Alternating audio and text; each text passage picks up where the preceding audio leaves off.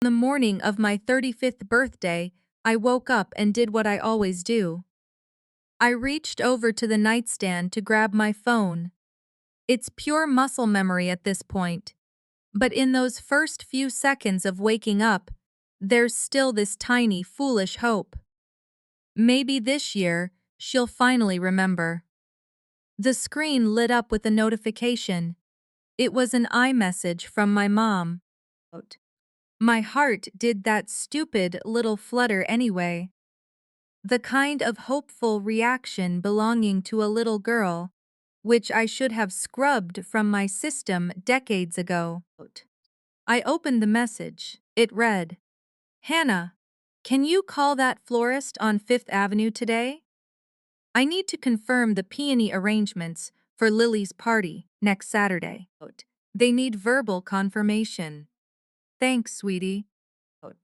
I read it twice, then a third time, just to make sure I wasn't dreaming.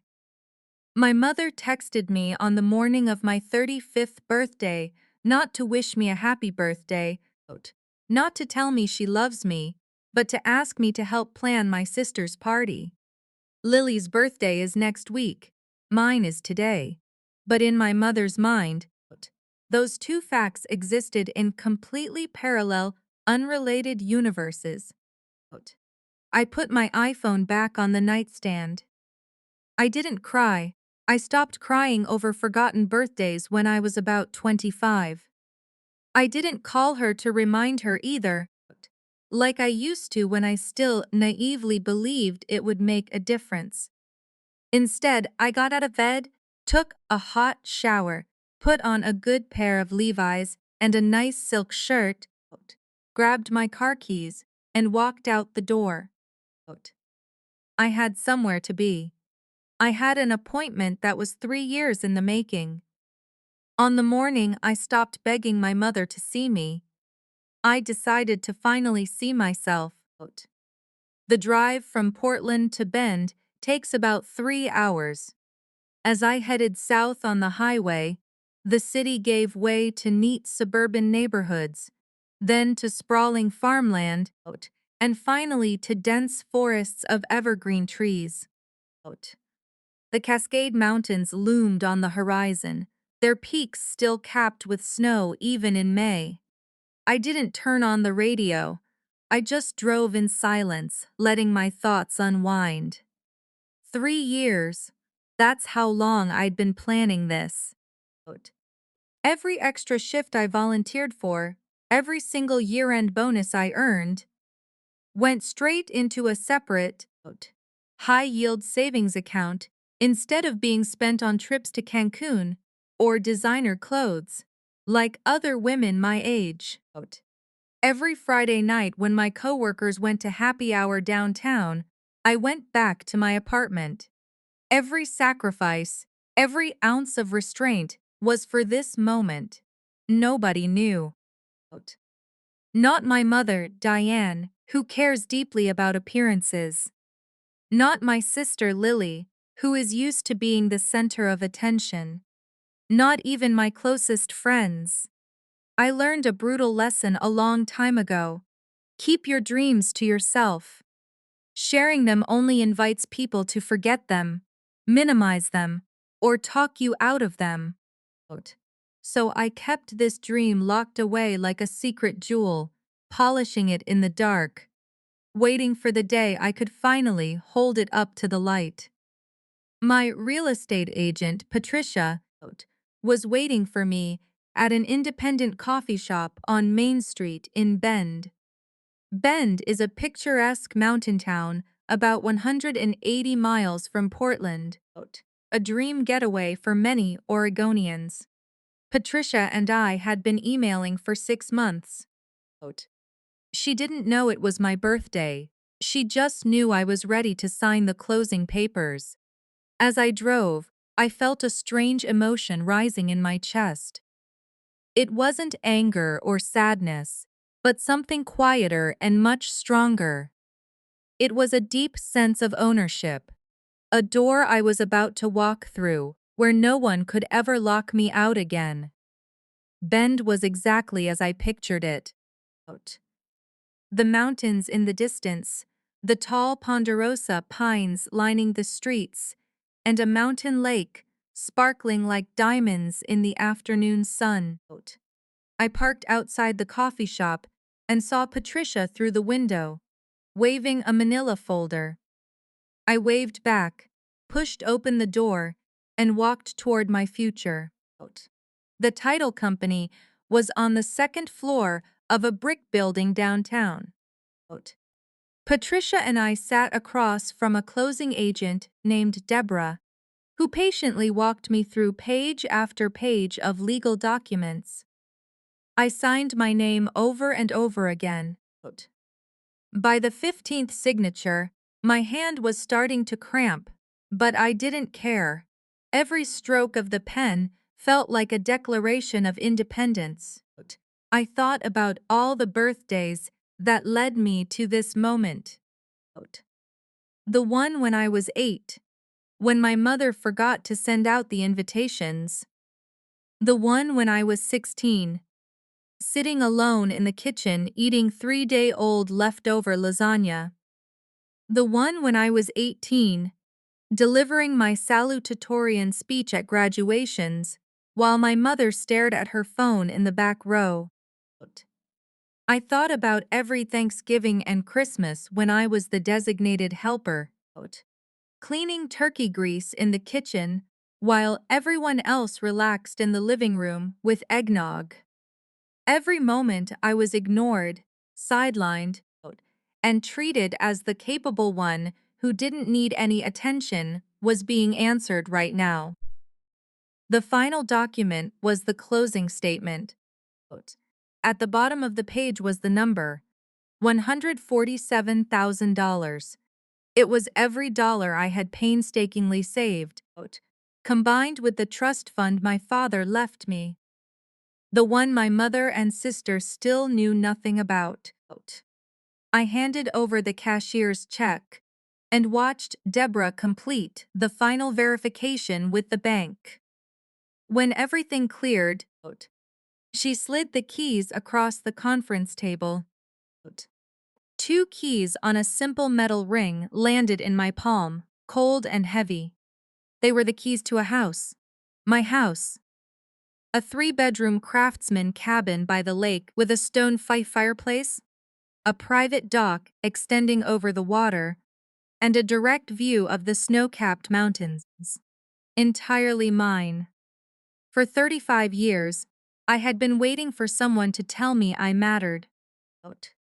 In that moment, I realized I had been asking the wrong people.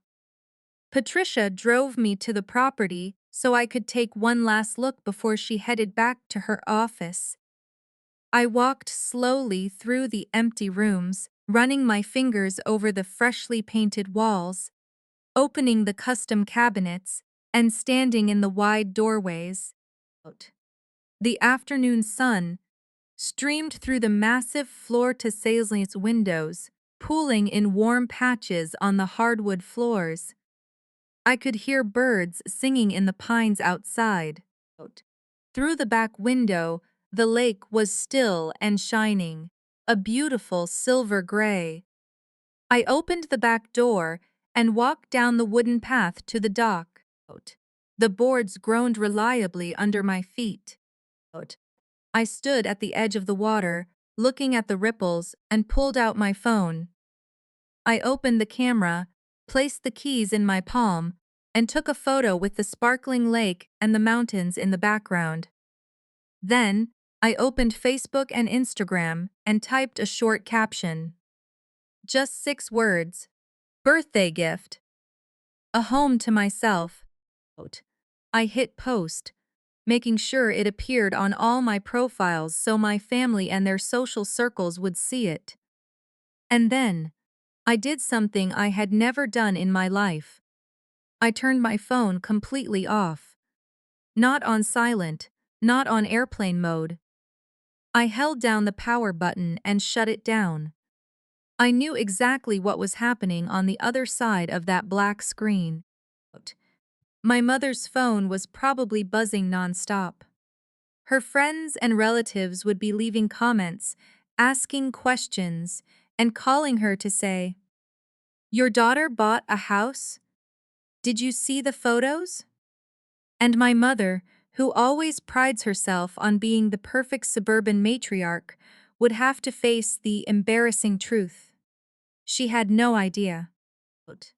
She was too busy planning Lily's party to even remember my birthday, let alone know I was buying a lakefront home. I didn't post that photo to hurt her. I posted it because, for the first time in my life, I wanted to celebrate myself out loud. If she felt embarrassed, that was her problem to solve, not mine. The sun began to set on the far side of the lake. I sat on my dock, dangling my feet over the water, watching the sky change from blue to brilliant shades of orange and pink, before fading into deep purple. I thought about my younger self. The girl who spent every birthday morning staring at her phone with desperate hope. The girl who learned to shrink herself until she was virtually invisible, thinking that if she asked for less, someone might eventually love her more. She's still a part of me, but she's no longer in charge of my life. They say you can't pour from an empty cup, but I think it's worse than that. I think some of us never got a cup in the first place. We were just expected to keep pouring, keep giving, and keep showing up for people who never showed up for us. I stayed on the dock until the stars came out. Then, I walked back into my house, stepping inside as the owner for the very first time. The rooms were dark and empty, but they didn't feel lonely. They felt full of possibility. But before I tell you what happened when I finally turned my phone back on, before I tell you about the 23 missed calls, the angry accusations, and the dramatic tears, there are a few things you need to understand first. You need to understand how a woman gets to the point where she secretly buys a house on her 35th birthday without telling her own mother. You need to understand what it's like to grow up as the other daughter, the one who is always fine, the one who never needs anything, the one who realized, before she could even articulate it, that love in our house was a very limited resource, and she was always at the back of the line. So, let me take you back. Let me show you how I became invisible. You don't become invisible overnight. It happens slowly, like water wearing away stone. One forgotten moment, followed by another overlooked birthday, and a series of quiet dismissals. These experiences train you to expect nothing. So when you actually get nothing, it almost feels like a relief. At least you aren't surprised. At least you were prepared. I'm going to share some memories with you now. Not to complain, and not to play the victim, but because you can't understand the present without understanding the past. If you want to know why I bought that house, why I posted that photo, and why I finally stopped waiting for my mother to look at me, you have to know who I was before I learned to see myself. The Cooper family home sat in a quiet, affluent suburb of Portland. It was a two-story colonial with white siding, blue shutters, and a manicured lawn my mother tended to with religious devotion. From the outside, it looked like a picture book family home, the kind where children are loved equally and no one is forgotten. But on the inside, it was a house run by unspoken rules. I had memorized them before I even learned to read. The first rule I learned was that Lily needed more, and I needed less. Somehow, this was always packaged as a compliment to me. Let me tell you about my 8th birthday. 8 is a big number when you're a kid. It feels important. I had been looking forward to it for months. I asked my mother for a small party. No bounce houses or clowns, just pizza, cake, and 4 friends from school. That was all I wanted. 4 girls I ate lunch with and traded stickers with at recess. My mother agreed. She said yes in that distracted tone she used when she was helping Lily with a complicated school project. But she said yes, and that was enough for me. I spent 2 weeks imagining the party. I wrote the guest list on lined notebook paper, folded it carefully, and kept it in my desk drawer. I picked out the dress I wanted to wear. I practiced what I would say when my friends arrived. I imagined blowing out the candles and making a wish. On the morning of my birthday, I woke up early. I put on my blue dress with the white collar, which I had saved specially for the day. I skipped downstairs, expecting to see balloons, streamers, and a big cake on the kitchen counter. But the house was silent. The kitchen was empty. There was nothing. I found my mother in the living room on the phone, talking to someone about Lily's upcoming ballet recital next week. Her voice was full of energy, and she didn't even notice me standing in the doorway. I waited for her to hang up, then walked over and gently tugged on her sleeve. "Mom," I said, "where is my party? Where is everyone?" My mother's face went pale, and she put her hand over her mouth. "Oh, sweetie," she said, "I completely forgot to send out the invitations. I meant to, but with Lily's recital coming up, I got so busy it just slipped my mind."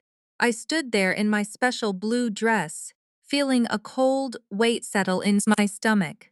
No friends came. There was no pizza and no party. My mother rushed to the grocery store and brought back a basic sheet cake from the bakery section. It had a generic, "Happy Birthday," written in cheap blue icing.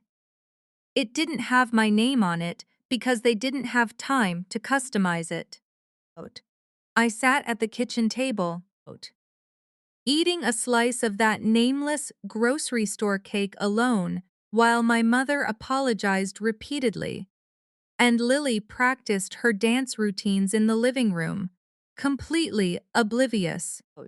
That night, my mother sat on the edge of my bed. She stroked my hair, looking at me with an expression I now recognize as guilt. But the words that came out of her mouth were very different. "You're so strong, sweetie," she said. "You understand, don't you? Lily is much more sensitive than you. She needs extra care. But you are my rock." I was only 8. I didn't have the vocabulary to argue. I just learned that in our house, being strong meant not crying, being a rock meant having no needs, and being understanding meant accepting less love without complaining.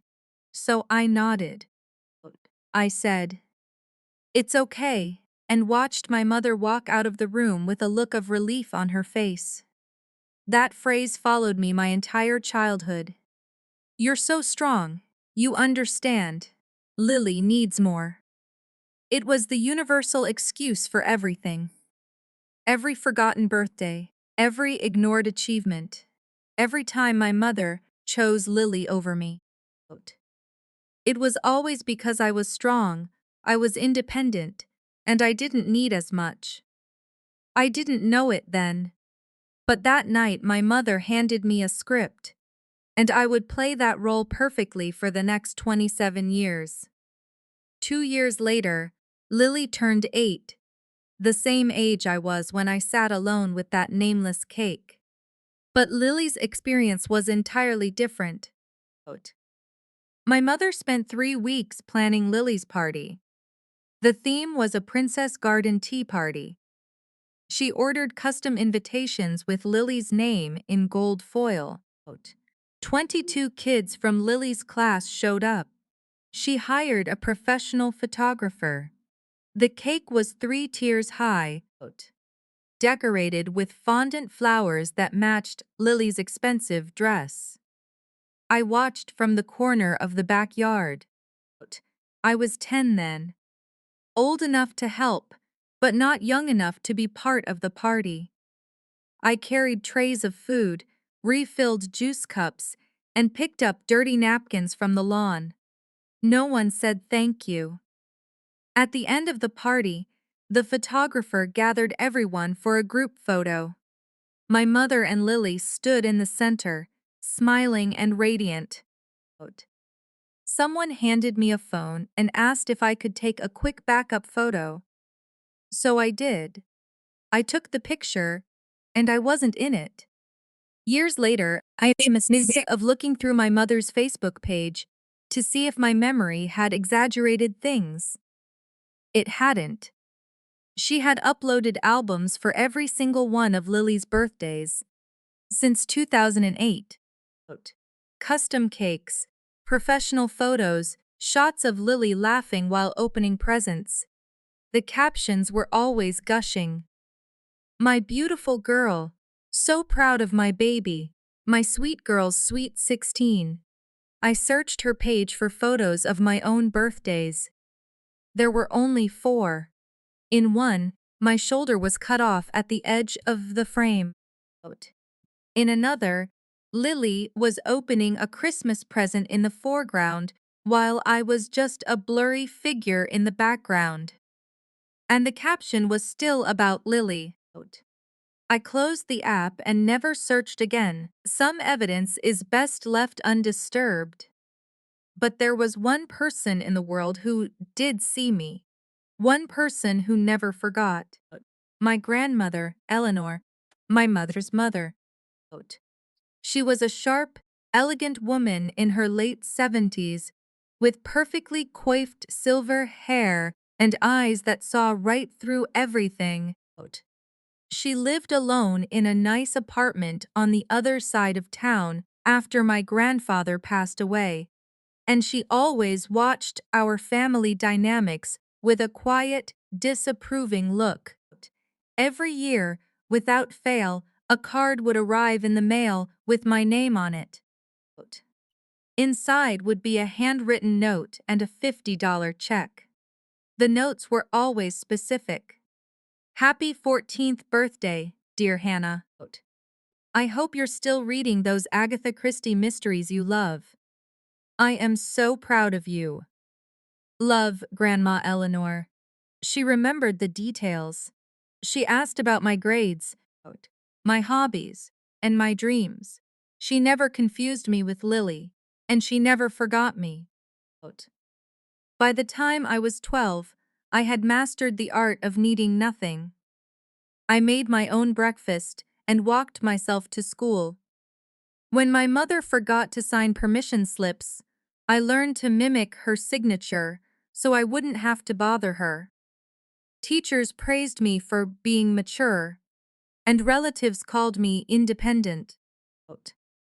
No one stopped to ask why a 12-year-old had learned to expect absolutely nothing from anyone.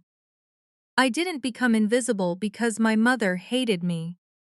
I became invisible because she simply forgot to look, and eventually, I stopped waving.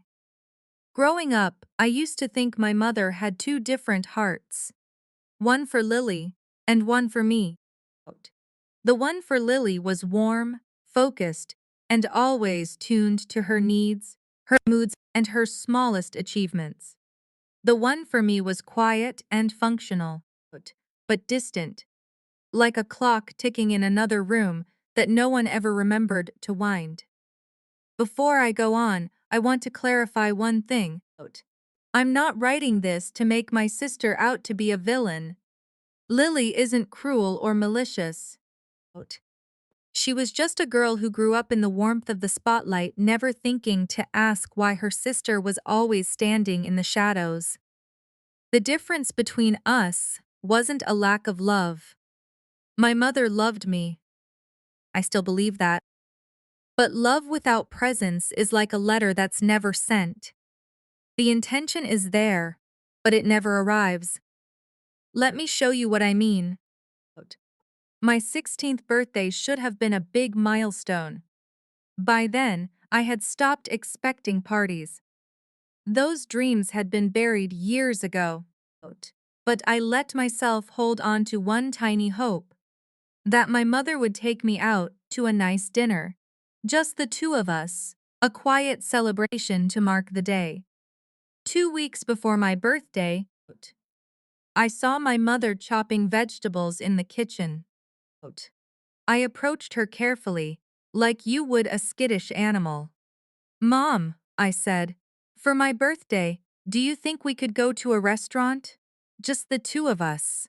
Somewhere nice, but nothing too fancy. My mother looked up, her eyes already drifting. Of course, sweetie, she said. That sounds wonderful. I'll check my calendar. I carried those words with me for 2 weeks. Every night before bed, I replayed them. Of course, sweetie. That sounds wonderful. I imagined which restaurant she would pick, us sitting across from each other, having a real conversation. I imagined her actually looking at me and seeing the young woman I was becoming. On the morning of my 16th birthday, I woke up to an empty house. On the kitchen counter was a handwritten note from my mother. Had to take Lily for an emergency fitting for her recital. Back soon. Leftover lasagna in the fridge. Happy birthday, sweetie. I stood in the kitchen holding that note. 16 years old and completely alone. The lasagna in the fridge was 3 days old. I recognized the container from Sunday dinner. I stared at it for a long time, then closed the fridge door without eating a bite. My mother didn't get home until 9 that night. Lily's fitting had exhausted her. She gave me a quick hug in the hallway, muttered a "Happy birthday, baby," and went upstairs to bed. No dinner, no cake, no candles. That night, I wrote in my journal, I am 16 today. I celebrated by staring at 3-day-old cold lasagna. I didn't even eat it. 2 years later, Lily turned 16. I was 18 and graduating high school. I knew exactly what to expect. My mother spent 6 weeks planning Lily's sweet 16. She rented a ballroom at a luxury hotel downtown. She hired a DJ who specialized in teen parties and went to a boutique to get Lily a custom silk dress in dusty rose, hand-beaded with crystals. There were 73 people on the guest list. I attended, of course, but I was there as staff. I helped decorate, arranged the gift table so every card was visible, and coordinated with the caterers. I wore a dress I bought myself from a thrift store, with money I earned working at a bookstore, because no one had thought to take me shopping for something new. Halfway through the party, my mother took the microphone. She gave a speech about Lily. She talked about how proud she was, how beautiful Lily was, and how Lily had always been the light of her life. The room erupted in applause. Lily cried happy tears and hugged our mother tightly. I stood at the back of the room, holding a tray of champagne glasses for the adults, watching quietly. When the party ended, the photographer gathered the family for a portrait in front of a balloon arch. My mother, Lily, and my father, Richard, stood together with practiced smiles. Someone handed me a phone to take a backup photo just in case. I took the picture. I captured their happiness. And I wasn't in the frame. Driving home late that night, Lily fell asleep with her head on my mother's shoulder in the passenger seat. Sitting in the shadows of the back seat, I finally faced a truth I had spent years trying to avoid. I wasn't a real member of this family. I was an accessory. I was a supporting character in someone else's story, a stage manager making sure the show ran smoothly, but never allowed to take a bow. My sister wasn't a bad person. She didn't consciously try to take my mother's love. She just never noticed the imbalance. She grew up in the light, assuming the world revolved around her. The sun doesn't think about why the moon is dark. Our relationship was polite. We exchanged gifts at Christmas and sent occasional texts. But there was no depth. When we talked, Lily talked about herself, her job, her boyfriend Marcus, her anxieties, and her ambitions. I listened, because that was my role. Whenever I tried to talk about my own life, her eyes would drift, and within minutes, the conversation would pivot back to her. I didn't blame Lily for getting more love. I blamed my mother for making me feel like I didn't deserve any. Lily was just a girl standing in the light, but it was my mother who chose where to point the spotlight. Yet, Grandma Eleanor refused to let me fade away. Once, when I was 17, I visited her on my own. It wasn't a family visit. I just called her and asked if I could come over. She sounded surprised but happy. We sat in her living room, drinking tea from her mother's fine bone china. The apartment was quiet and smelled of lavender.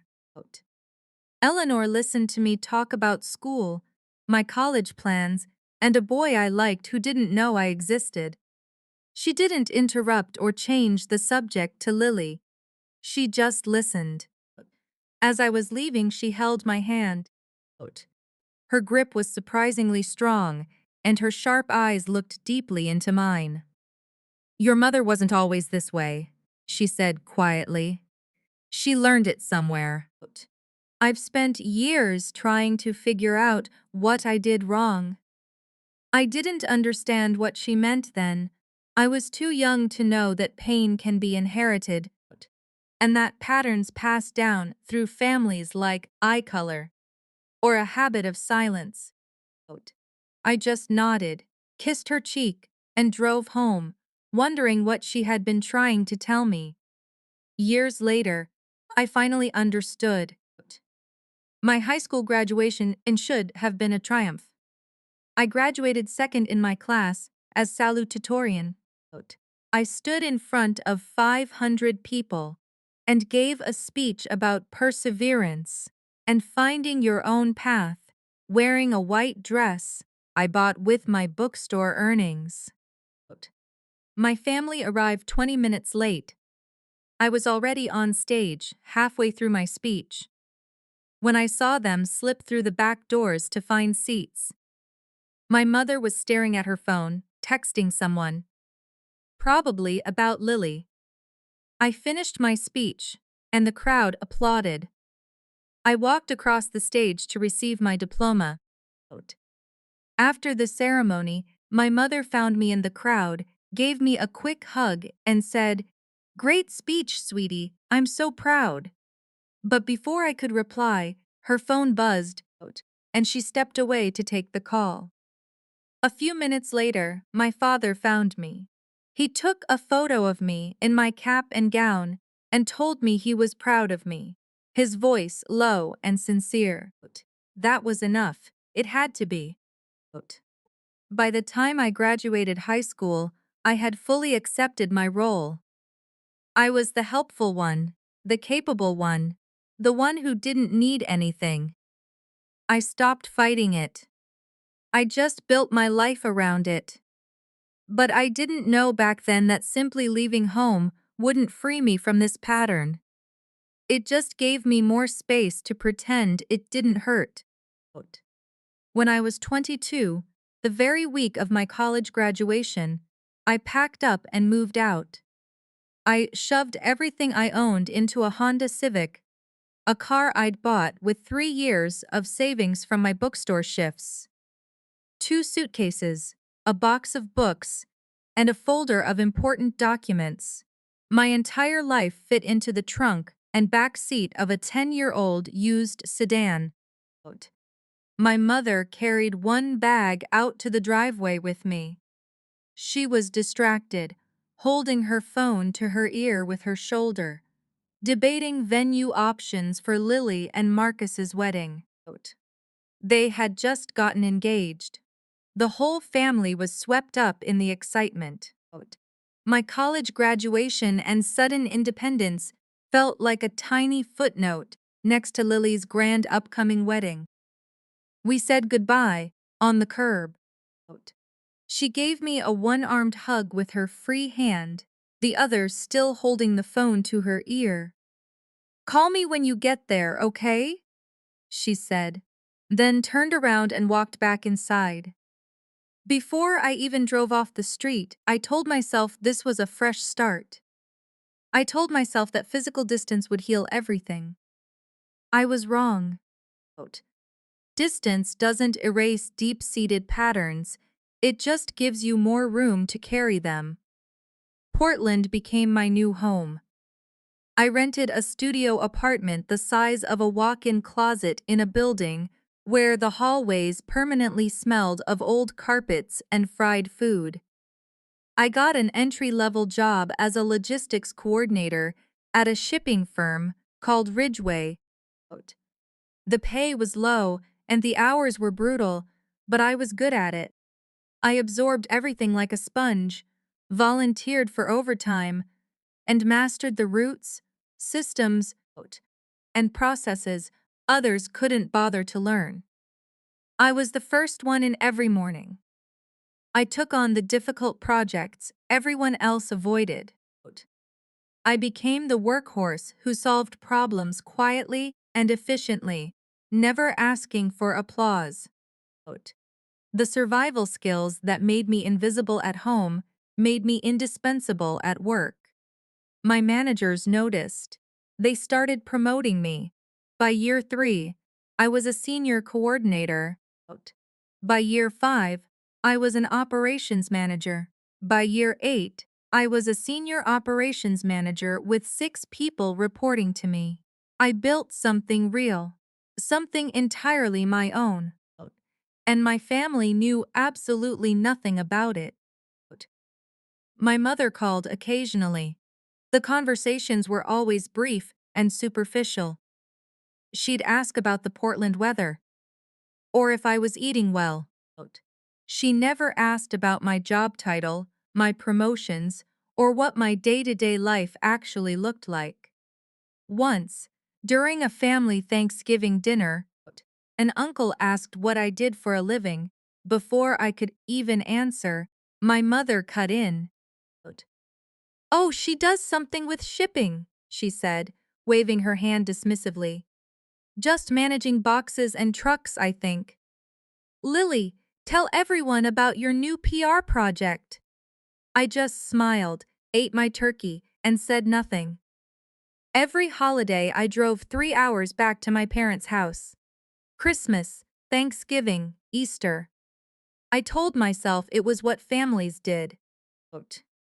I told myself I was going back to see my father. But every time I walked through that front door, I instantly reverted to the designated helper. I worked in the kitchen making side dishes, while my mother focused entirely on the main course, adjusting the seasoning to perfectly suit Lily's preferences. I set the table. After dinner, while everyone else watched football in the living room, I stood at the sink washing dishes. When the Wi-Fi went down, I fixed the router. I was the one who drove to the nursing home to pick up Grandma Eleanor because everyone else was too busy preparing for Lily's arrival. Lily and Marcus always showed up like visiting royalty. My mother fluttered around them, asking where they wanted to sit, if the guest bed was soft enough, and if Marcus had any allergies they needed to accommodate. Their comfort was the family's highest priority. Meanwhile, I slept in the basement on a squeaky, pull-out couch. No one ever asked if I was comfortable. I eventually learned to bring my own pillow from Portland because I knew no one would think to prepare one for me. At the end of every holiday, the drive back to Portland was exhausting. Not because of the miles, but because of the performance.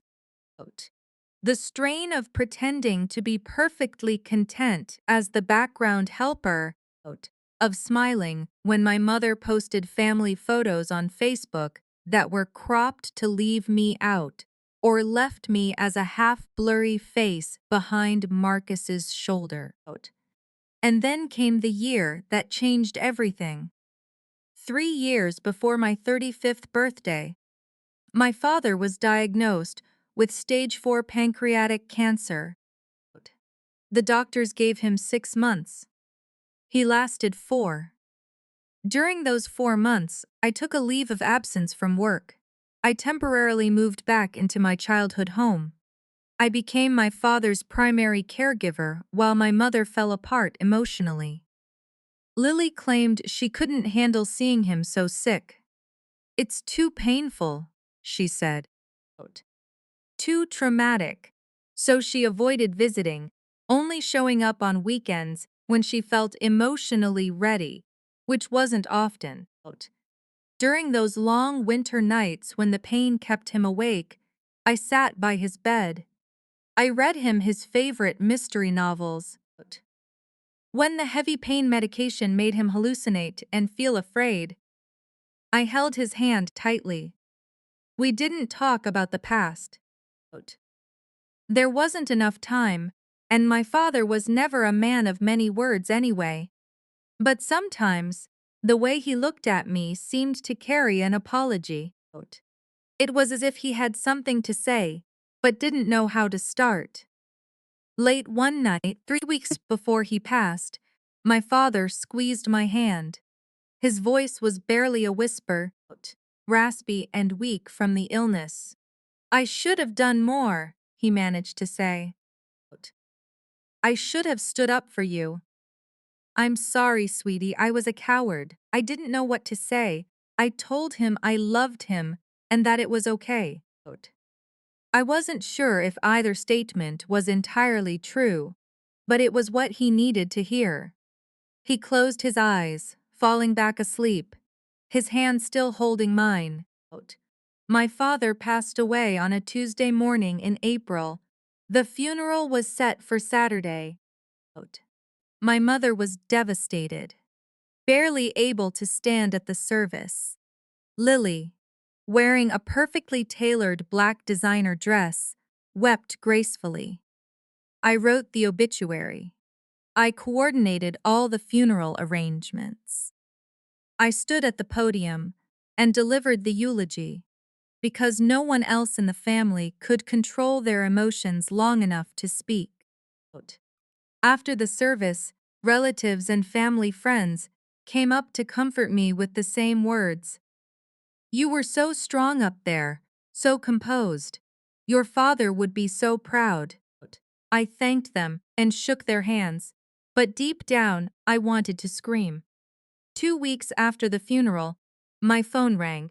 It was an unfamiliar number. A man's voice, professional and reserved, spoke on the other end. "Miss Cooper, my name is Gerald Hutchins.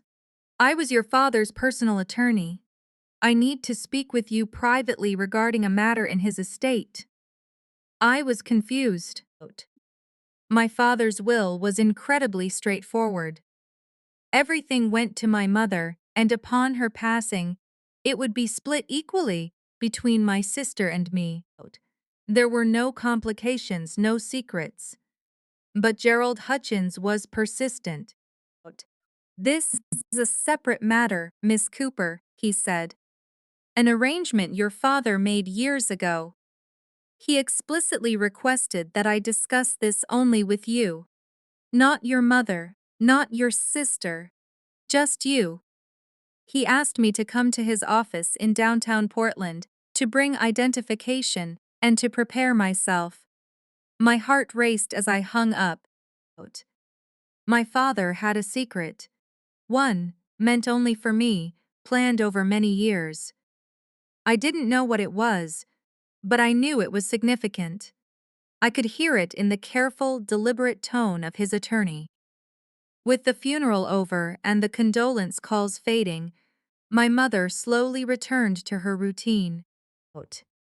I went back to my apartment in Portland and threw myself back into work, burying myself in spreadsheets, logistics, and urgent projects. I didn't talk about my father, nor did I mention the mysterious phone call or my upcoming meeting with Gerald Hutchins. Grief doesn't follow a schedule. It hit me at random moments. When I caught the scent of the pipe tobacco my father used to smoke, when a song he liked played on the car radio, or when I reflexively picked up my phone to call him, only to remember he would never answer. Without my father, I had even less reason to go home. My mother called occasionally, but the conversations remained brief. Updates on Lily and Marcus, complaints about how quiet the house was. There were no questions about my life, my job, or how I was coping with the loss. During those lonely months, a painful realization set in. My father was the last remaining thread connecting me to that family. Without him, I was an island drifting in a vast ocean. But I didn't know yet that he had left me a lifeline, a secret that was about to change everything. That meeting with the attorney would completely rewrite my future. Gerald Hutchins' office was on the 14th floor of a high-rise in downtown Portland. It was a classic corporate law office. Thick carpets, heavy leather chairs, framed Ivy League degrees on the wall, and floor-to-ceiling windows overlooking the Willamette River. It was the kind of place where secrets were kept in heavy drawers and difficult conversations happened behind closed mahogany doors. 6 months before my 35th birthday, I took a half-day off from work. I never took time off. When I told my team I had a personal appointment, they looked at me with surprise. I drove downtown, parked in an expensive garage, and took the elevator up, feeling my chest tighten with every floor we climbed. For 2 weeks, my mind had been running wild. Was it an unpaid debt? A long-hidden confession? A second family I knew nothing about? My brain cycled through every possible scenario, each one more unsettling than the last. The receptionist politely asked if I wanted some water. I declined, worried my hands would shake too much to hold the glass. I sat in the waiting area, staring at a painting of a sailboat on a calm sea, wondering what my father could possibly have to tell me now that he was gone. The inner office door opened. Gerald Hutchins, a man in his early 60s with graying hair and kind eyes behind gold-rimmed glasses, shook my hand firmly. "Miss Cooper," he said, "thank you for coming. Please, have a seat. What I am about to share with you is something your father wanted me to deliver personally, rather than through a cold letter." I sat in the leather chair across from his wide desk. He opened a drawer and pulled out a manila folder, his movements deliberate, like someone accustomed to delivering weighty news. He slid the folder across the desk. Inside was a legal document, a trust agreement. I looked at the date at the top. 15 years ago. I was 20. My eyes scanned the pages until I found the beneficiary line. Hannah Marie Cooper, There was no other name, just mine. When I saw the final figure, my breath caught. $152,000. It was the total of 15 years of monthly deposits and compounding interest held in a separate account I never knew existed. It was entirely isolated from our family's finances and completely out of reach of any joint accounts controlled by my mother. I looked up at Gerald Hutchins. I don't understand, I said, my voice sounding distant. Where did this come from? Your father established this trust when you turned 20, he explained. He made regular monthly deposits from his personal funds. It was a completely separate account that your mother had no access to. He instructed me to manage it and contact you only after his passing. His directives were explicit. No one else was to know. Not your mother, not your sister. Only you, and only after he was gone. I stared at the number on the page, 15 years of secret savings. For 15 years, my father had been quietly preparing this for me during a time when I assumed he barely noticed me. The timing shocked me.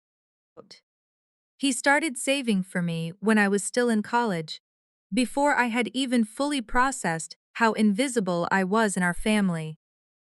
Gerald pulled an envelope from the folder. On the front, in my father's familiar handwriting, it read, "For Hannah, when the time is right." With trembling fingers, I took the envelope. It felt light. I opened it carefully, as if the paper might crumble if I acted too quickly. Dear Hannah, the letter began. I know I have failed you in many ways. I saw what was happening, but I didn't stop it. I couldn't change your mother and I was too weak to fight her. But I could do this. This is yours, entirely yours. Use it to build something that belongs only to you, something no one can ever take away. I love you. I was always looking out for you, even when it didn't seem like it. Dad. I read the letter 3 times. By the third reading, the tears came. It wasn't a quiet cry, but a deep, shaking sob. The kind of release from holding on to decades of suppressed pain you didn't even realize you were carrying.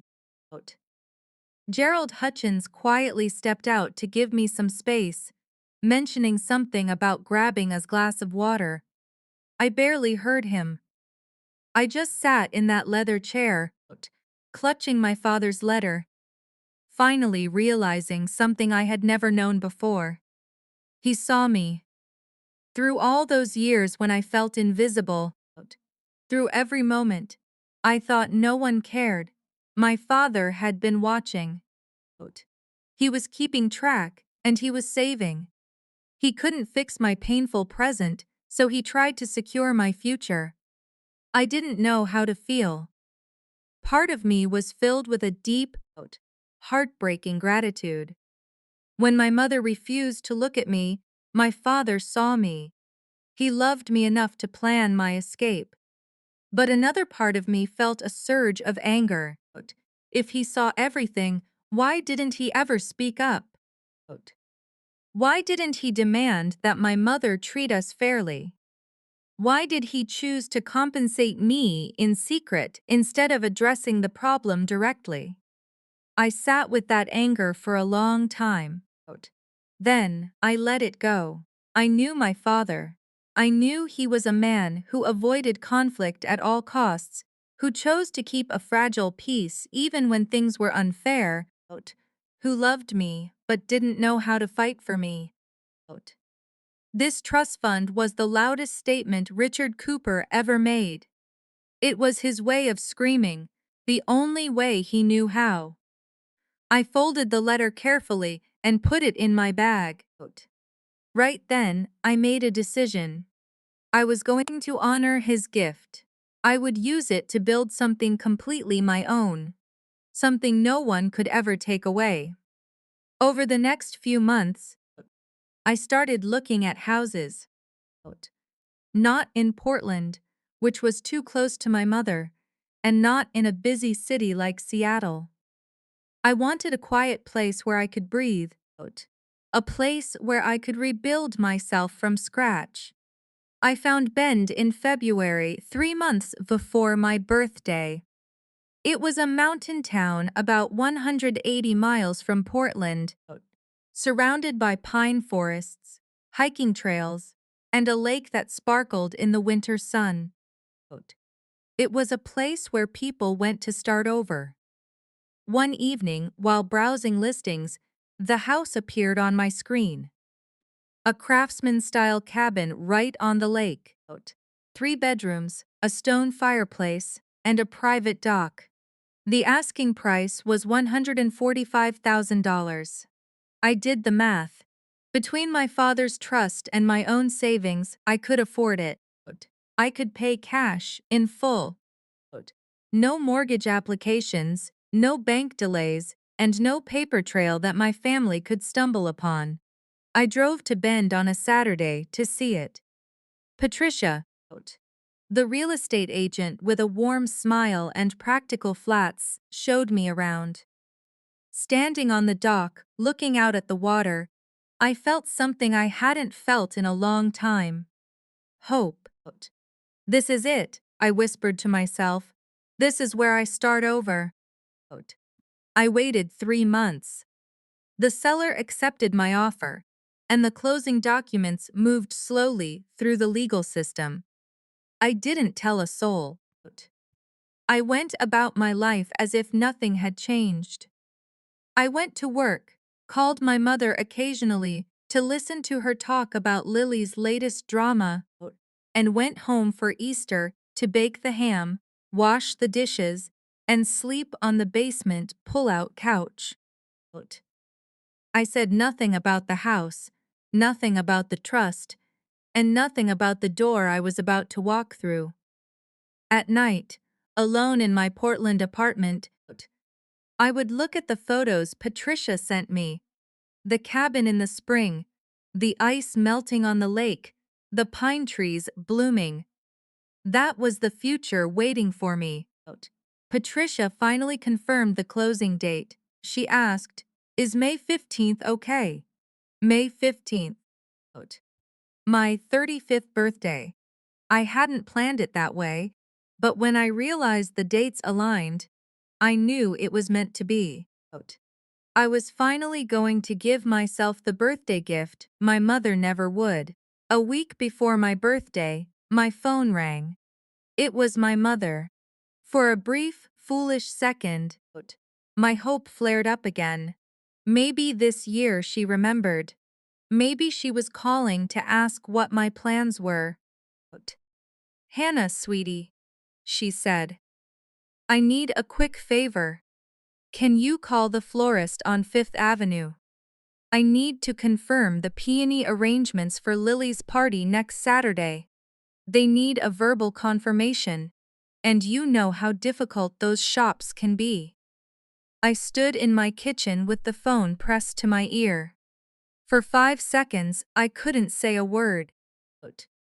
My mother called me, a week before my birthday, to ask me to help plan Lily's party. Not to wish me an early happy birthday, not to ask what I wanted, but to give me a task. To make me the invisible, on-call helper for her favorite daughter's celebration once again. "I'll look into it, Mom," I said. Then I hung up without saying goodbye. That afternoon I called Patricia. "Can we move the closing time up?" I asked. "I want to sign the papers first thing on the morning of the 15th. The night before my birthday, I packed a small bag, a few changes of clothes, my laptop, the folder of trust documents, and my father's letter. I looked around the Portland apartment I had lived in for 8 years. It felt smaller than ever, the walls closing in. I was ready to leave. Tomorrow I would sign those papers. Tomorrow I would own something real. Tomorrow, I would post a photo and let my family realize they never really knew me at all. I didn't sleep much that night. But when I did, I dreamed of water, calm, still, and peaceful. I woke up on May 15th, 35 years old. I checked my phone and found my mother's text. No birthday wishes, just a reminder to call the florist. For the first time in years, I smiled at her forgetfulness. Today, it didn't sting. Today, it was the final confirmation I needed. The permission I could only give to myself. I grabbed my bag, my keys, and my father's letter. I walked out of the apartment, got in my car, and drove south for 3 hours. Which brings us back to the beginning. Standing on my brand new dock, posting that photo, turning off my phone, and waiting for the storm to break. For 6 hours, I existed in a world where my family had no idea who I really was. It was the most peaceful 6 hours of my 35 years. After posting the photo, I spent the afternoon exploring my new home. I walked slowly through every room, touching the walls, running my fingers over the window frames, and imagining the life I would build here. The afternoon sun streamed through the windows, casting warm light on the hardwood floors. I could hear birds singing in the trees outside. From almost every room, the lake looked like a silver mirror, reflecting the snow-capped mountains in the distance. I made a cup of tea in my new kitchen, the very first drink prepared in this house. I carried it out to the dock, let my feet dangle over the water, and watched the sunlight slowly shift across the lake. I took a deep breath of the mountain air and let myself feel an emotion I hadn't felt in years. Peace. Not the forced silence of being ignored, but a deep, solid sense of completeness. My phone sat switched off on the kitchen counter, a quiet black rectangle holding a storm of silent chaos. I knew exactly what was happening on the other side of that screen. Notifications piling up, missed calls going straight to voicemail, and text messages mounting like a tower of panic. But for those 6 hours, I let the storm rage without me. At 7 in the evening, as the sun began to slip behind the mountains, I decided it was time. I walked back inside, picked up the phone, and held down the power button. The screen lit up, apps loaded, and then the floodgates opened. The phone buzzed continuously for nearly 30 seconds. Notification after notification cascaded down the screen in a blur. When it finally stopped, I looked at the numbers: 23 missed calls, 14 from my mother, 6 from Lily, and 3 from numbers I didn't recognize. Likely relatives my mother had recruited when she couldn't reach me. 47 text messages. I didn't open them right away. I just scrolled through the previews to get a sense of how things had unfolded over the afternoon. My mother's text started with confusion and quickly escalated. The first one, around 2 o'clock, read, "Hannah, where did you get the money for this?" The second, "Call me back immediately." Then, "Why didn't you tell us you were buying a house?" Followed by, "I'm worried about you, this isn't like you." Then, in all caps, "Hannah, call me!" The last text, sent just an hour ago, read, "Your sister is incredibly upset. You've ruined her entire week." I read that last one twice. Your sister is incredibly upset. You've ruined her entire week. On my birthday, my mother's biggest concern was that my announcement had upset Lily. No congratulations, no curiosity, no pride. Just pure annoyance that I had made Lily's week difficult by celebrating my own life. Lily's texts were much sharper. Hannah, what the hell are you doing? Followed by, Mom is losing her mind, thanks a lot. Then, did you win the lottery or something? And you could have at least warned us. The final text was just one word, selfish.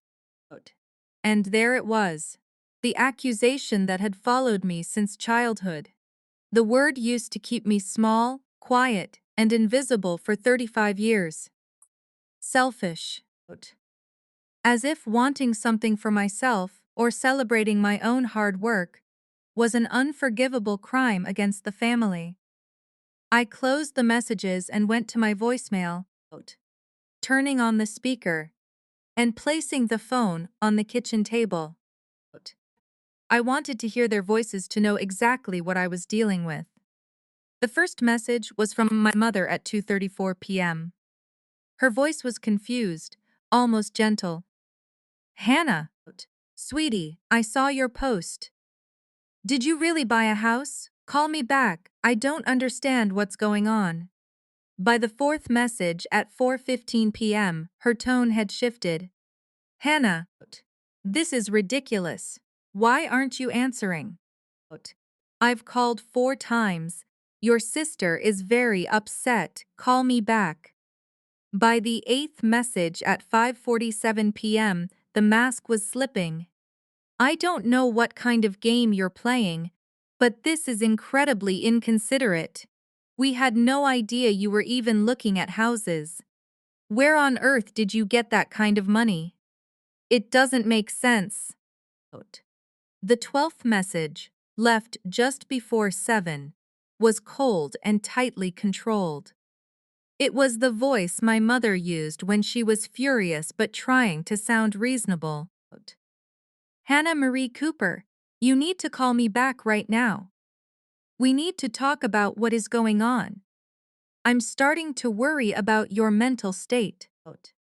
I'm starting to worry about your mental state. I let those words hang in the air. Confronted with the proof of my independence, my mother's first instinct wasn't reflection. It was to question my sanity. Before calling anyone back, I opened Facebook. The photo now had 63 comments. I scrolled through them slowly, examining them like evidence. The reactions from my mother's side of the family were entirely expected. Aunt Judith wrote, "Beautiful house, but why didn't you tell your mother first? She's worried, sick." Uncle Robert commented, "Congratulations. Is everything okay?" My cousin Mark asked, "Wait, you bought a house? With what money?" But my father's side of the family had completely different reactions. Aunt Martha, my father's sister, wrote, "So proud of you, sweetie. Your dad is smiling down on you today. You've always been the strong one." My cousin Jennifer commented, "Queen move. This is amazing, Hannah." Even a high school classmate I hadn't spoken to in years wrote, "This is incredible. Live your best life." The divide was clear. My mother's side was suspicious, questioning, and obsessed with appearances and control. My father's side was celebrating. They were proud, seeing it for what it was, a hard-won victory, not a crisis. I sat in the quiet of my new home absorbing this realization. Then, I picked up the phone and dialed my mother's number. She answered before the first ring ended. "Hannah, finally!" Her voice was tight and strained, holding back her anger. "Hi, Mom," I said, keeping my tone neutral. "Do you have any idea how worried I've been? Where are you? What is going on? Where did you get the money for this house? Why didn't you tell us? How long have you been planning this? Why do I have to find out on Facebook like a stranger?" The questions came rapid fire. leaving no room for me to speak. I waited patiently until she finished, then answered in a calm, steady voice. My savings, I said. I saved for years. I didn't feel the need to tell you. It's my house, and I wanted to share it my own way. There was a brief silence on the line. I could hear her breathing as she tried to regain control. I don't understand you, Hannah, she said. I never have. You're always so secretive, always keeping to yourself. You never let me in. Something shifted inside me. It wasn't anger anymore, but a sharp, clear focus. I spoke slowly, choosing every word carefully. Mom, do you know what day it is today? Silence. I could hear her searching her mind, trying to calculate.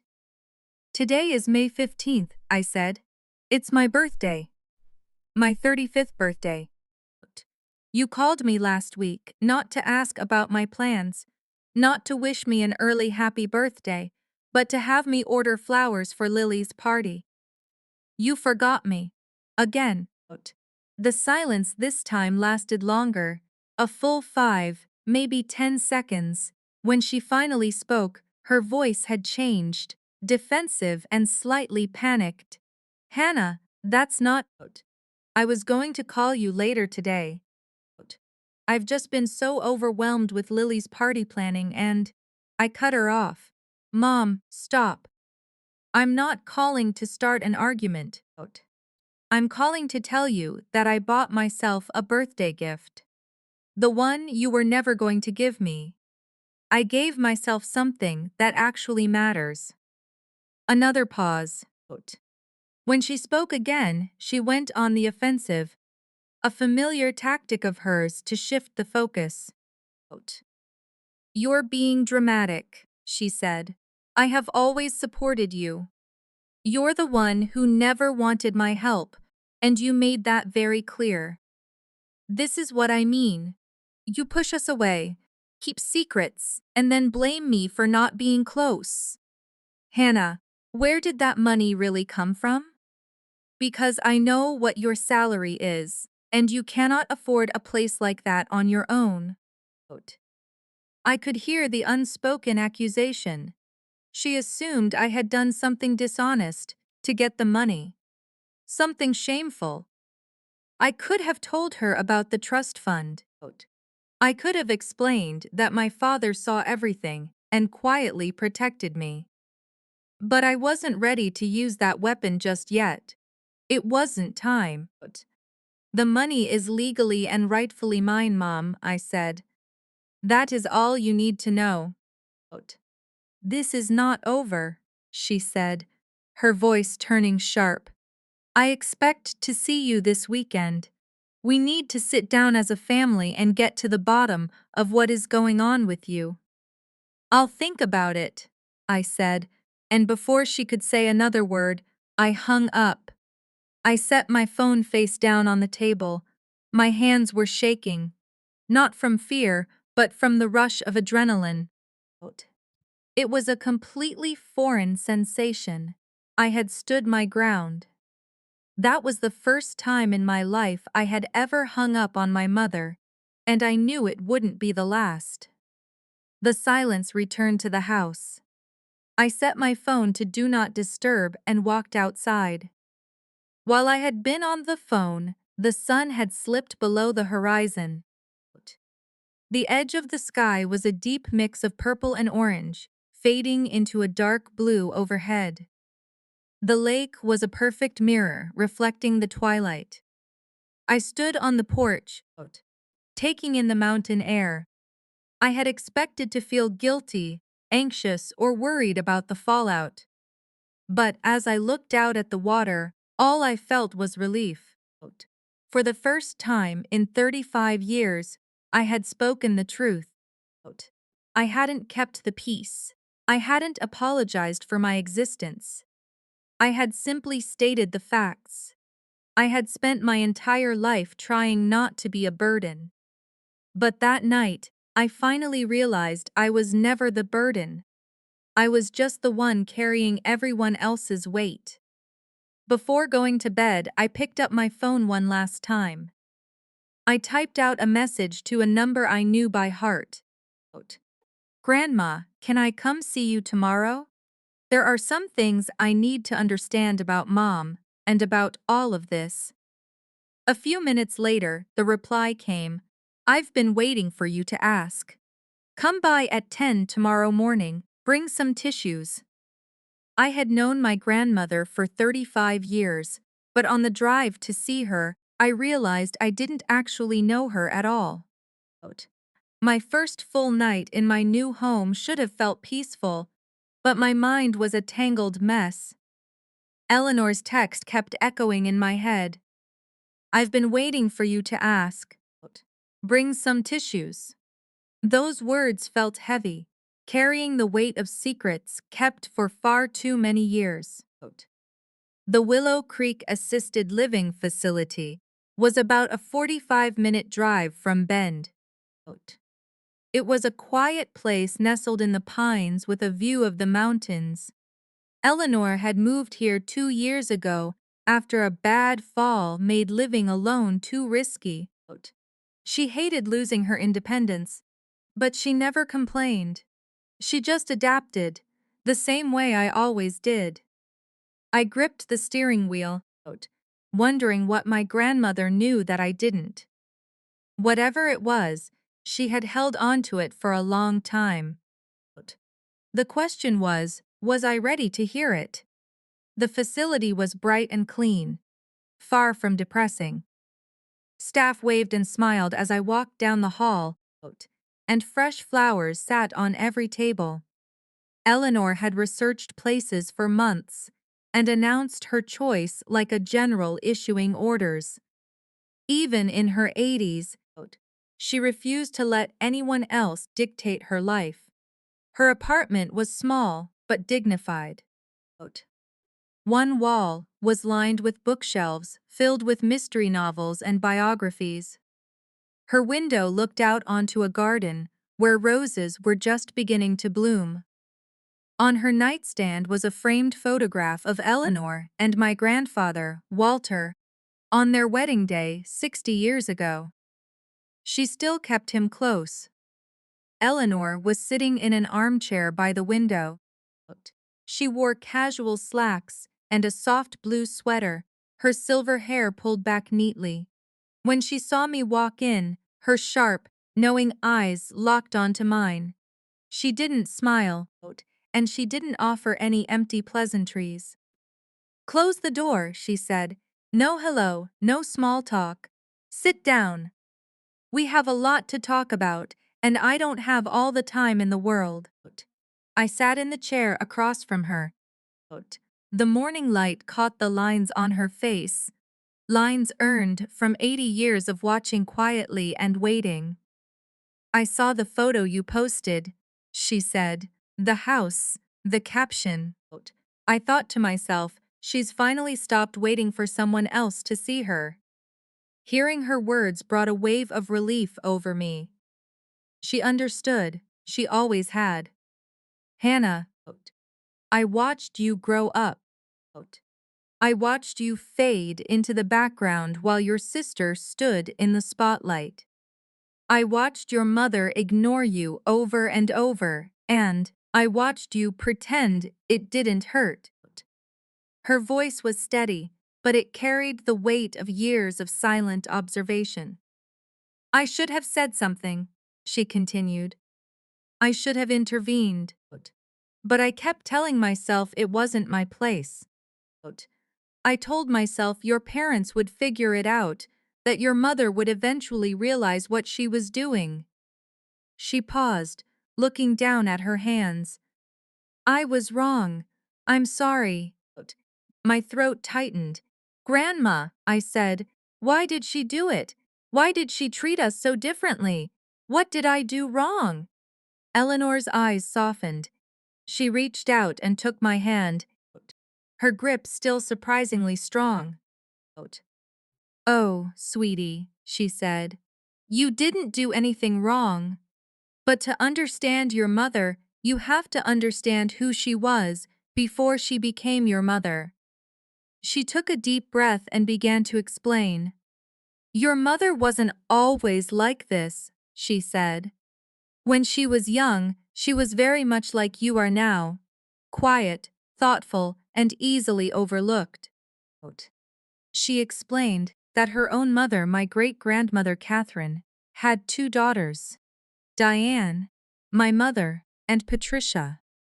Patricia was the younger sister, charming, demanding, and always getting her way. Catherine absolutely adored Patricia, Eleanor said. She threw her parties, bought her beautiful clothes, and showed her off to everyone. Meanwhile, Diane, your mother, stood in the corner and watched, waiting and feeling like she was never quite enough. I stared at my grandmother. I had never heard any of this. My mother never spoke about her childhood, and I had never thought to ask. I tried to make up for it, Eleanor continued. I tried to give Diane the attention Catherine withheld, but it was never enough.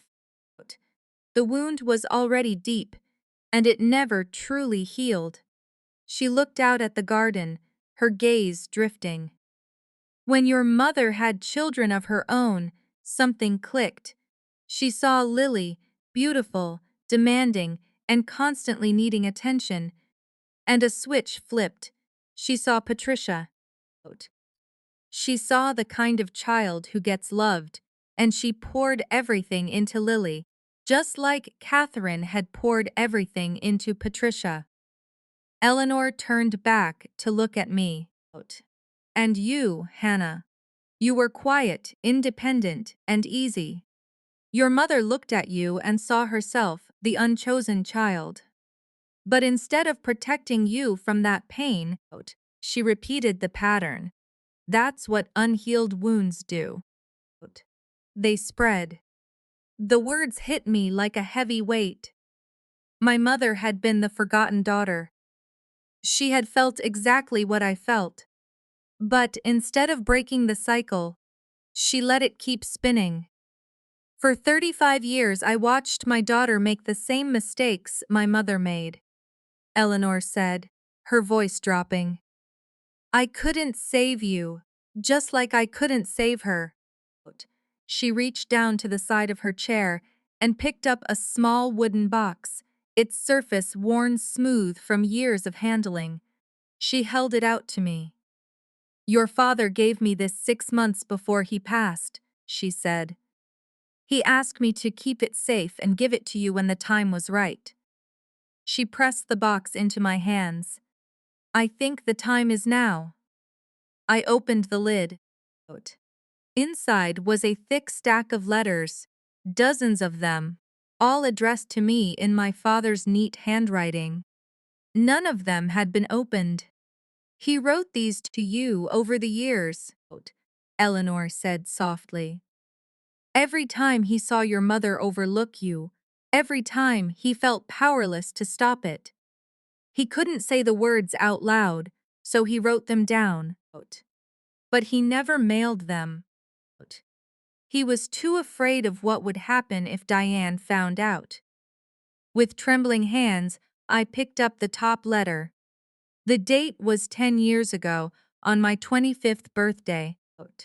I opened it and read the first line, my voice cracking. Dear Hannah, today you are 25. Your mother didn't think to call you until late this evening. I watched you sit by the phone all day, pretending you weren't waiting. I wanted to shake her. I wanted to scream at her, but I didn't. I just sat in my office and wrote this letter that I will never send. I'm sorry. I am so incredibly sorry. I see you. Sweetie, I have always seen you. I couldn't keep reading.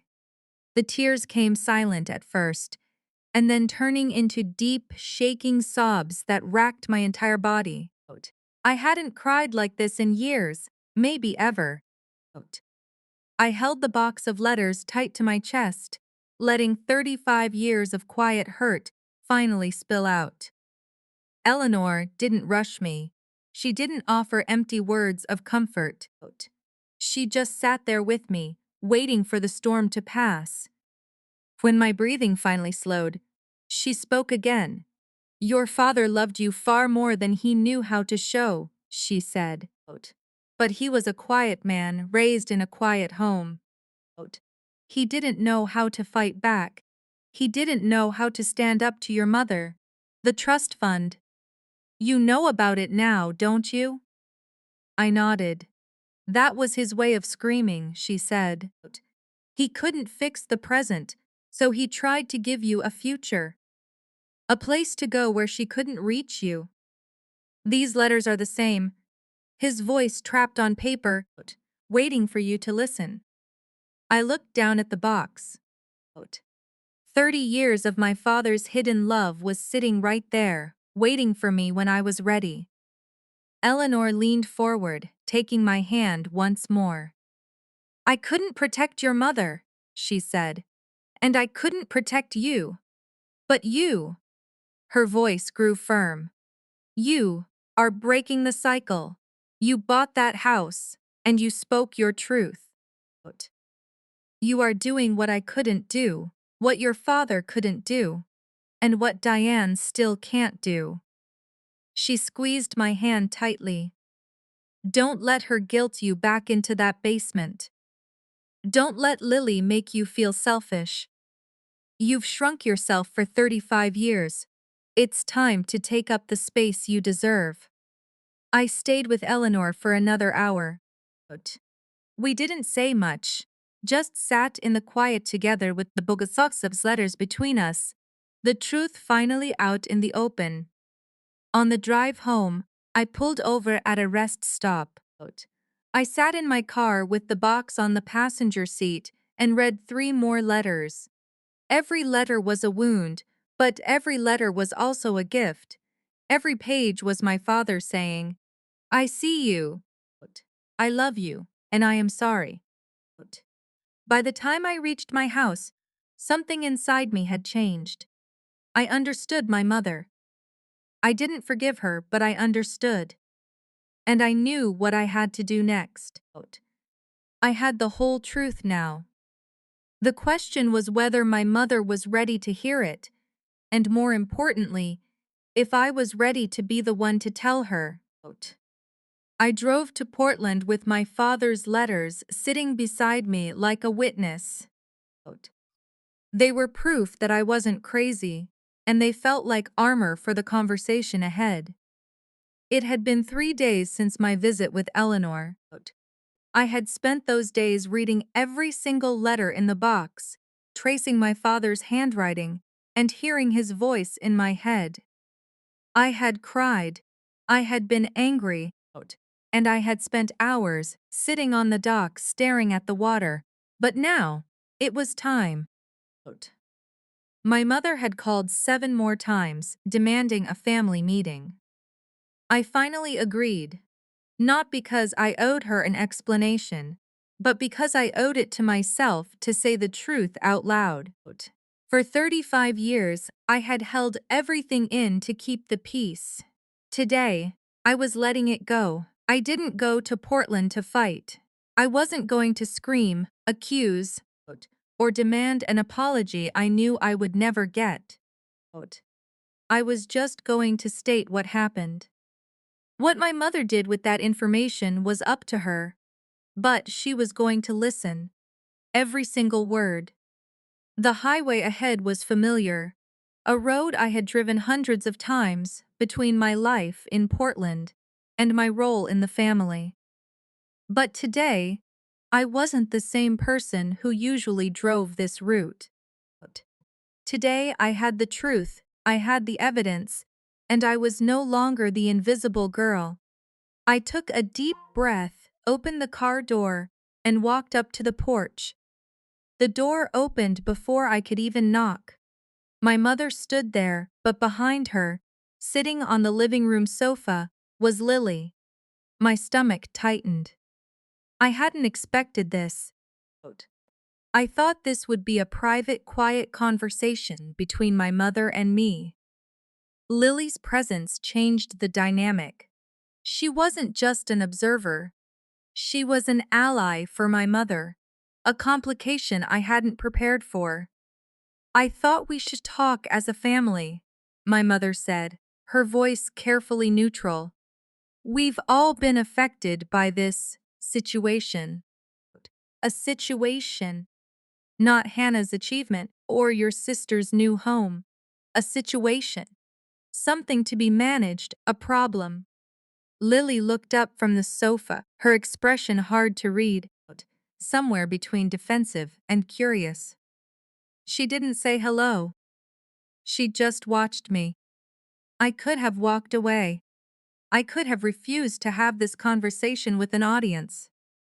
But I decided to stay, let them both hear it. No more secrets. The living room felt like a courtroom. My mother sat on the edge of the love seat, her hands folded in her lap. Lily sat on the main sofa, her arms crossed. I took the single armchair opposite them. My mother spoke first. I don't understand why you're making such a big deal out of this, Hannah. I have always supported you. I've always been there for you. She began listing her proof. I paid for your braces. I drove you to soccer practice. I went to your school plays.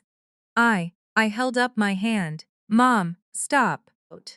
The room went quiet. My mother's mouth stayed open.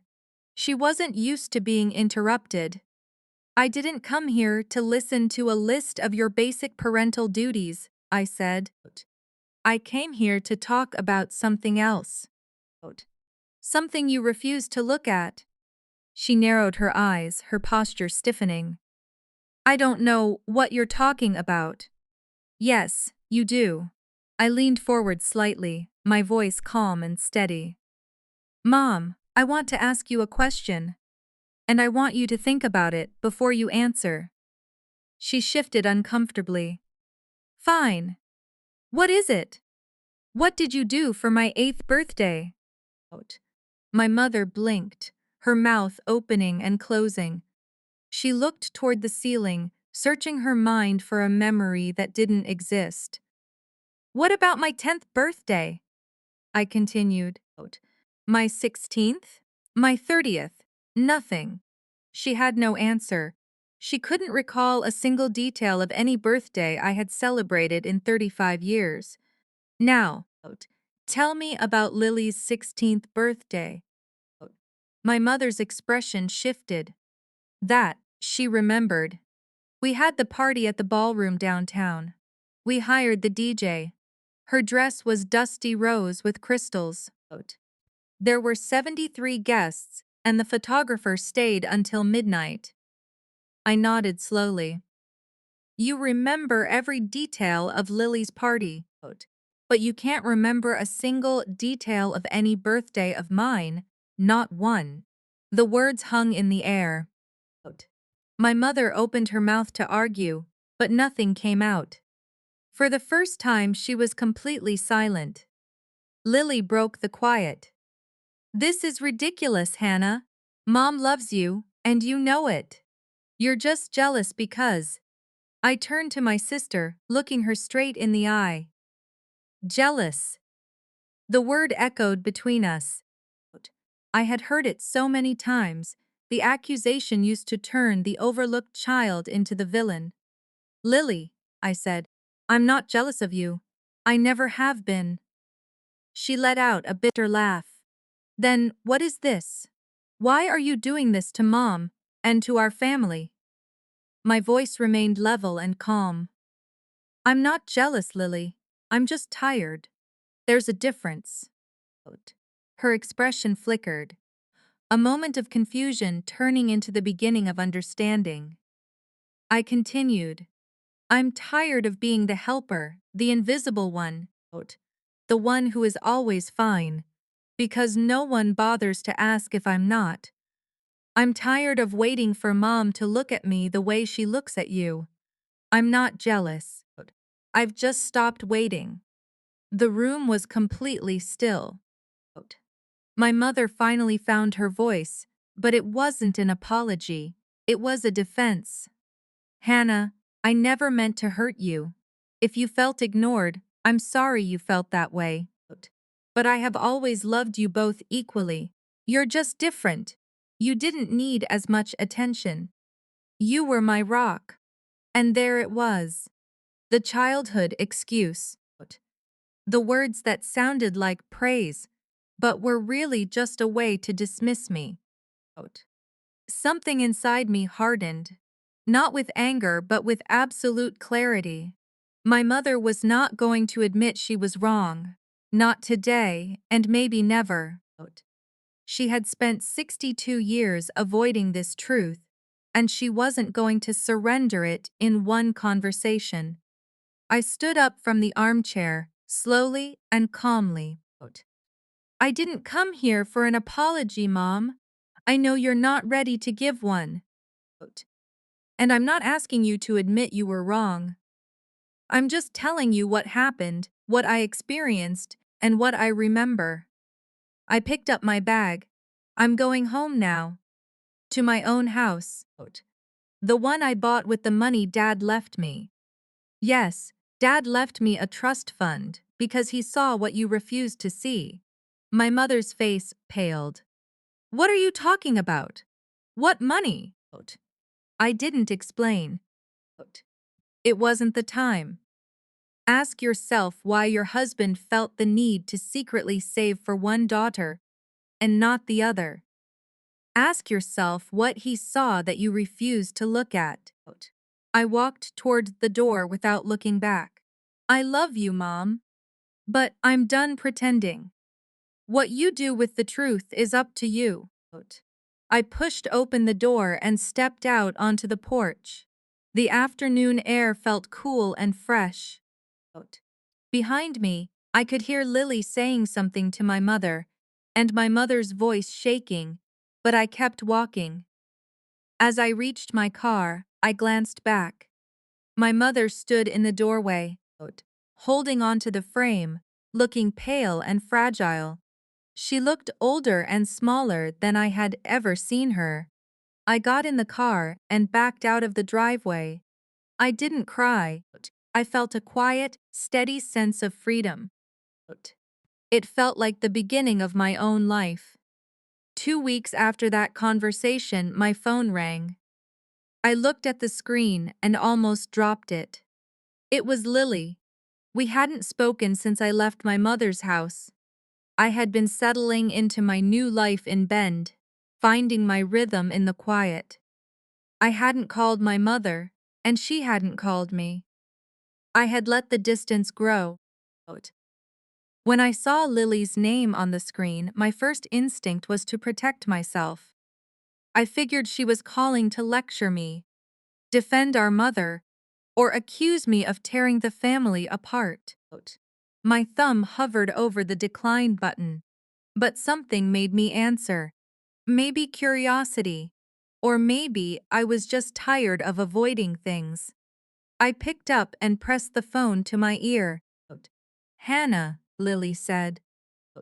Her voice sounded different, quieter, without the sharp edge of accusation. Can we talk? Just the two of us. Without Mom. Those last words changed everything.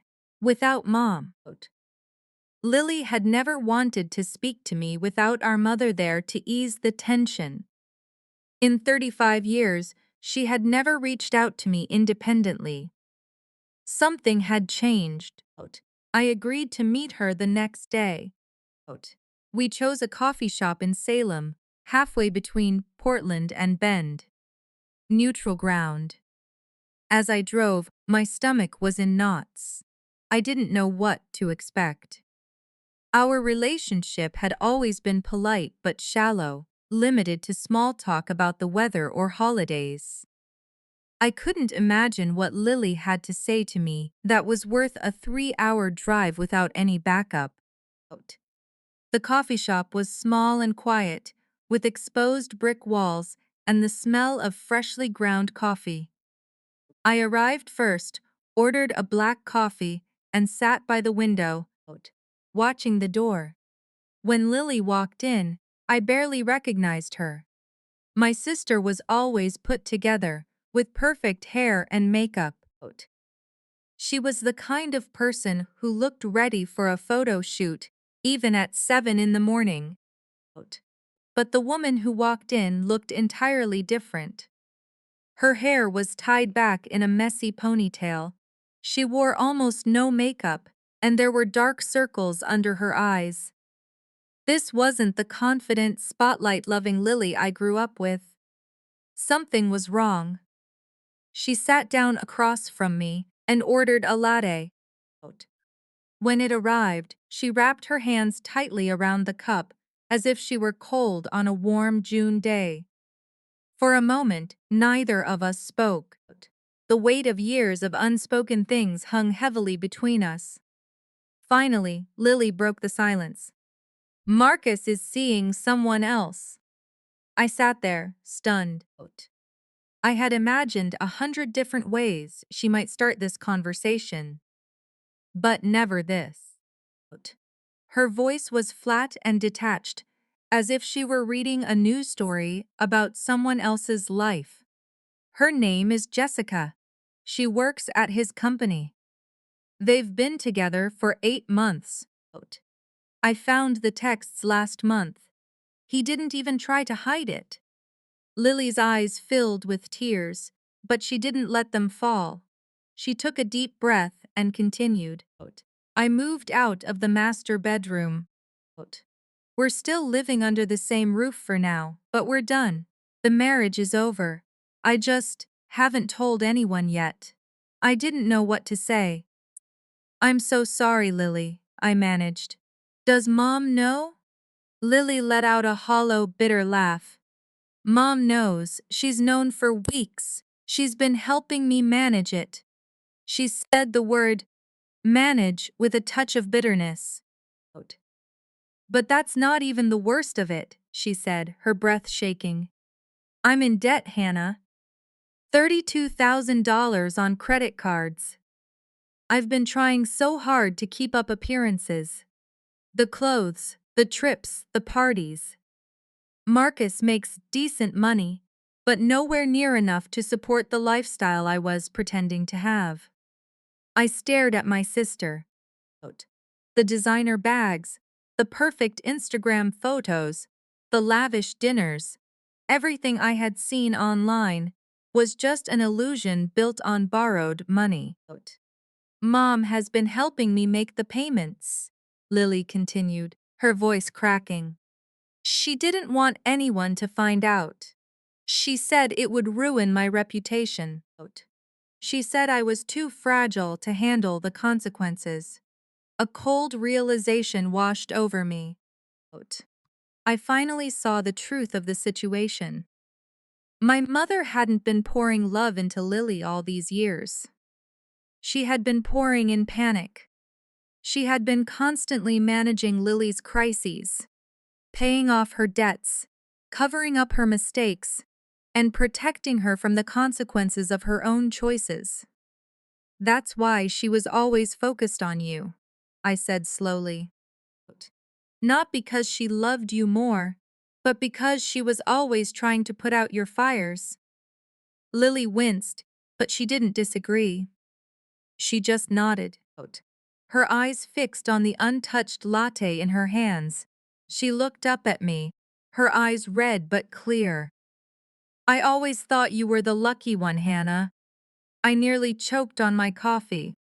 What? You had everything figured out, she said. You paid your own way through college. You built your career without any help. You never needed Mom to clean up after you. You never needed anyone. Her voice trembled. I used to lie in bed at night wondering why I couldn't be like you. Why couldn't I handle things on my own? Why did I always need saving? I sat with her words in silence. My entire life, I had been convinced Lily was the favored, special, loved daughter. Meanwhile, Lily had been looking at me, seeing a version of independence she believed she could never reach. Two sisters, each believing the other had what they lacked, and each feeling unseen in entirely different ways. Do you know why I never needed anyone, Lily? I asked quietly. She shook her head. Because I learned that asking didn't work, I said. So I stopped. Those words settled between us like a stone dropped into still water. I leaned forward. I needed Mom, Lily, just as much as you did. The difference is, I learned to stop asking, because every time I did, she was busy taking care of you. Every time I needed something, your crisis was always bigger, so I made myself small. I kept quiet. I became the person who didn't need anything. Lily's eyes widened, a flicker of understanding finally showing. You weren't the lucky one, I continued. And neither was I. We both got hurt, just in different ways. We sat in silence for a long time. Outside, cars drove past, and the espresso machine hissed in the background. The sounds of ordinary life surrounding our quiet, heavy conversation. Why didn't you ever say anything? Lily asked, her voice barely a whisper. All those years, why didn't you tell us how you felt? It was a fair question. I had asked myself the same thing 1,000 times. If I had, would anyone have listened? Lily opened her mouth to speak, then closed it. She looked out the window, finding no answer because we both knew the truth. For 35 years, I could have screamed, but my voice would have been completely lost in the noise of Lily's needs. Finally, she whispered, No, probably not. It wasn't an apology or a magic fix, but it was the most honest thing Lily had ever said to me. Our conversation went on for another hour. We didn't solve everything, and we didn't erase decades of distance in one afternoon. But something small and real had shifted between us. Lily talked about the divorce process, and I talked about my new house. For the first time, we shared how our mother used guilt to keep us in our places. And for the first time in our lives, we actually laughed together. Not out of politeness, but because we genuinely wanted to. When we stood up to leave, Lily hesitated, then reached out and hugged me. It was a real, tight, slightly uncertain hug, longer than any we had shared since we were children. I'm sorry, she whispered against my shoulder. I'm sorry I didn't see you. I drove home as the sun began to set, the mountains turning purple and gold in the evening light. I thought about everything Lily had shared, the affair, the debt, a mother who substituted saving for loving, and a sister who envied the independence I had developed out of neglect. Things were never simple. Lily wasn't a villain, and my mother wasn't a monster. They were just people, shaped by pains they hadn't chosen, repeating patterns they couldn't see. But understanding didn't mean going back. As I pulled into my driveway, I wondered if my mother would ever understand what she had done, and if I even needed her to. The answer came 2 weeks later, when she showed up on my porch without warning. No phone call, no text. She just knocked on my door on a Tuesday afternoon. There she stood, on the porch of a house she had never seen, looking like she hadn't slept in days. Her hair was unbrushed, and her clothes were wrinkled. My mother, who never left the house, without perfect lipstick and immaculate grooming, looked 10 years older than she had during our last argument. Something inside her had broken. A small overnight bag sat at her feet. Her eyes were red, swollen and filled with uncertainty. Can I come in? Her voice was raspy. It wasn't a demand or an accusation, just a quiet request. I stepped aside to let her in. Whatever was coming next, it was time to bring this to a close. My mother walked slowly into the living room, looking around as if she were in a museum. She took in my bookshelves, the photos on the walls, and the view of the lake through the large windows, slowly piecing together a life she knew nothing about. She didn't speak. She just looked. At the kitchen with the herbs on the sill, the cozy reading corner by the fireplace, and the dock extending out onto the calm water. When she finally spoke, her voice was barely audible. It's beautiful, Hannah. It's so you. This place is entirely you. It was the first time I's mother had ever called something of mine beautiful. The words felt heavy, stirring up emotions I hadn't anticipated. We sat down in the living room. I took the armchair and she sat on the sofa, her hands folded in her lap like a child waiting to be reprimanded. The woman who used to command every room she entered now looked small and out of place in my home. I haven't been sleeping, she said. Since that day you came over, since you asked about your birthdays and I couldn't remember. I couldn't remember a single one. She paused, swallowing hard. That night, when I got back home, I tried so hard to remember, my mother continued, her voice trembling. I sat at the kitchen table for hours, trying to dig up any memory of your birthdays. But I couldn't, Hannah. I can't remember a single cake, a single party, or even one gift I ever gave you. She choked back a sob. But I can remember every single detail of Lily's. Every theme, every dress, every guest list. She looked up at me, her eyes pooling with tears. How is that possible? How could I do that to my own daughter and not even realize it? She took a shaky breath. I came here because I need to understand. I need to know what happened and what I've done. I sat in silence for a long time, weighing my options. I could have told her the story myself. I could have listed every forgotten birthday, every overlooked milestone, and every moment I felt entirely invisible. But there was a better way, a more powerful way, a way that wouldn't require me to reopen every single wound.